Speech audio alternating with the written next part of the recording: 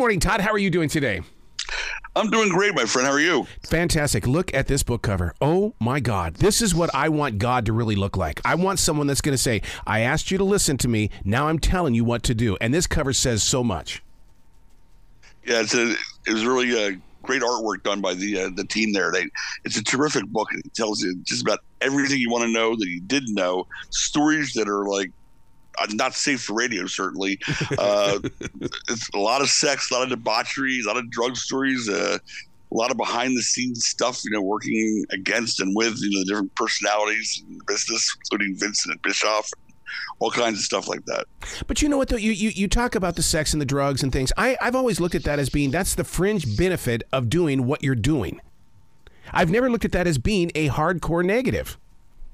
Well, it isn't a hardcore negative if it's a lifestyle. I mean, this is all these guys' lifestyle, including my own at that time. It was the 90s. It was 30 years ago. There wasn't any talk about AIDS and blood and what it could do if it got on someone else's blood or spit. None of that was even a factor or a thought back then. We just went for it. I mean, it was just straight out hardcore violence and trying to give the fans a product that they could believe in. When I was a kid, I grew up watching Bruno Sammartino and Killer Kowalski, and I believed what I was watching. And then by the time I started the company, all they were doing was cartoons. Yeah, every character was like a cartoon character. They even had a cartoon show on Saturday mornings. It was horrible. And I just wanted to see something that I could believe in. And I started this company, and we put on shows that people could believe in because they were really getting out there and hitting each other. And there was a ton of people apparently had the same want and desire I did, to be able to believe in what they were watching and enjoy the product that way. Well, I found it to be inspiring as a martial artist. I'm a third-degree black belt in Taekwondo. And when I went to those tournaments, I'm going to be honest with you, man, I took your attitude to that ring because I wanted to make sure that I got a win. And I would rather lose 1 or 2 points because I did something wrong and still come back and win the dang thing. Yeah, I can see that completely. I mean, at the time, Howard Stern was vilified by half of America and adored by half of America. And we were like Howard Stern of wrestling. We were like R-rated wrestling. And when people would say, oh, I can't believe you said that, or you did that, you ripped that girl's top, whatever it may be, I'd say 2 things, 2 words. Then don't watch. Yeah, that's right. No one's forcing you to watch the show. Don't watch it. There's plenty of people out there who enjoy the product. Let them enjoy it. Go do your PTC somewhere else. The book we're talking about is Todd is God. You know what I also saw in this, Todd? I see that it's also a business book, because if you really look between the lines, look at the way that you branded things so that people would start talking about it. Yeah, I've been in business all my life, so that part of it was kind of easy for me. But it does tell you the trail of how you go from a little hobby of a once-a-month bar show at Mike Schmidt's Sports Bar in front of 80 people. It shows you how the growth developed. It tells you how to start I started the promotion. Now anybody can start a promotion. They follow these kind of like blueprints. How did you find the courage to be so bravely honest within these pages? I mean, like you said, you go places where other people would not even touch. Because that's what ECW was. Okay. I mean, in all honesty, it was just right out there. We're not going to try to lie to you. We're not going to try to jerk you around. If we had a stipulation that said losing tag team can never tag again. Ian and Axl Rotten have been a tag team for 15 years. But you know what? After that night, they never tagged again. They were never a team again. If we said someone's going to get unmasked, there wasn't another mask going underneath it. I hated that bait and switch for kind of stuff. Yep. We did it. We gave them the truth. I mean, someone said they're going to get their top ripped off. They got their top ripped off. I mean, whatever the stipulation of the match was, we honored it. We never insulted the fans' intelligence. Yeah, that's part of the story right there, Todd, that we don't talk about, and that is when we walk away disappointed from a live match. It's like, no, that's not the way I would have played it out. Nope. Yeah, and their main events, double count out. Come on. We didn't have count outs in ECW, ever. We didn't have disqualifications. They just went until somebody beat the other guy to couldn't continue. Yeah. How did you teach those wrestlers to fly? Because seriously, come on, look at the air time they had. I didn't teach them anything, believe me. I was and I got to experience what it was like having being in the ring against Bill Alfonso enough times to realize just how hard their job was. And their job was hard. Trying to keep the crowd going and perform and take a beating and give a beating. There's a lot going on at one time there. Now, I'm no professional wrestler, but I'm going to tell you right now, at 61, I feel every bit of my journey through martial arts. And I can't imagine what Cactus Jack or Terry Funk have been feeling. Or Sandman or any of them. Oh, yeah, exactly. And even myself, I'm 68 now. I mean, Sandman and I go to the same doctor to get stem cell shots just so we can walk. Yeah, they didn't teach that stuff in high school, did they? Hardly. You don't realize how 20 years later or 30 years later, your insides are like, okay, now we're going to pay you back for what you did to us 30 years ago. That's right. Yeah, and it's in the way that you walk and the way that, you basically, the way you groan. Do you have your favorite groan? Something on that level. That's me trying to raise my arm above my shoulder or me trying to get out of bed. Yeah. So now when you write a book like this, you're actually clearing your mind, body, and soul of the journey. What have you opened yourself up to now? Because this book now, in all honesty, when you're as creative as you are, it doesn't belong to you anymore. It belongs to us, the fans. Now it's time for Tod the God to go find something new to do. Well, I think I'd like to start heading towards retirement at this point. I've been working at my family business for almost 50 years. And of course, the ECW run in between that. And that's still to this day it was a cathartic process here. I tried to be as honest as I could. I didn't hold anything back, including my own things that I did that were not necessarily something people would be like, road trip stories. It's all in there. Everything's there. The whole Paul and I, our meeting, are getting along like best friends for so long, and then are falling apart, and how that happened and what really happened there. All that's covered. How did you take this to national television? Because there had to have been some people going, Tod, Tod, there are censors. But you, for some reason, they said, come on in. Get in here. So you found a bunch of believers, didn't you? Yeah. Well, first of all, when you're on things like Sports Channel America and stuff like that, then you're on all of a sudden all over the country without even knowing what time you're going to be on. I could be on 3 o'clock in the morning in one town, 11, and people would find it on their own.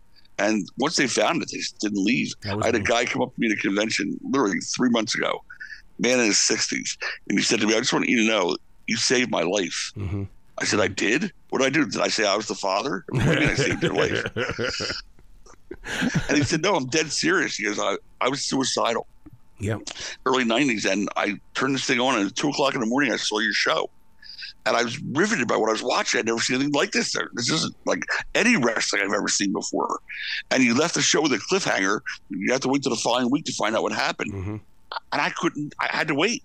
I had to see what was going to happen. And in the course of me waiting that extra week to see your show again, things just changed in my life. And here I am 30 years later, and God bless you saved my life. Ooh, that was heavy. I can totally get that in the way that I used to DVR you. I knew exactly when you were going to come on. Yes, it was at like 3 o'clock in the morning, but I still DVR'd it and I could watch it on my time. And I think that's the reason why I became such a fan of Extreme Championship Wrestling, because I got to see it on my time because of the DVR, because of technology. Yeah, we were an underground sensation. Yes.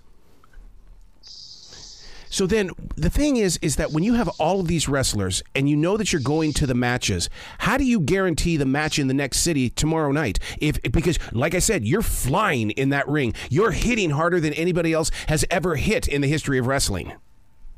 Well, we tried to limit as much best we could to two live shows a week. Okay. Because the guys' bodies couldn't go 4 or 5 nights a week like that, obviously. I mean, they're going out there getting smacked with 2x4s and by chains and barbed wire and Singapore canes and tables. And, so 2 nights of that is about all these guys can handle. And a lot of it also explains a lot of the drug use, which, is also spelled out in the book. Now, do you take this to the next level? Are we going to see something on Netflix or Hulu? Because, it's all, first of all, you're inside of our imaginations inside these pages, but we want to see moving pictures.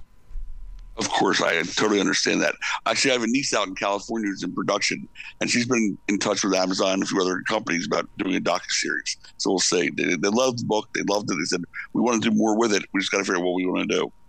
Wrestling as I was growing up, because I was up in Montana as a kid, so that meant I got Nick Botwinkle and Vern Gagne. And the thing is that I realized that it was so regional. Did you run into that while you were forming Extreme Championship Wrestling, that certain regions, like, for instance, those New York Mets fans love to hit harder than anybody else, and yet if you went out to Seattle, well, we want to have a mellow wrestling match?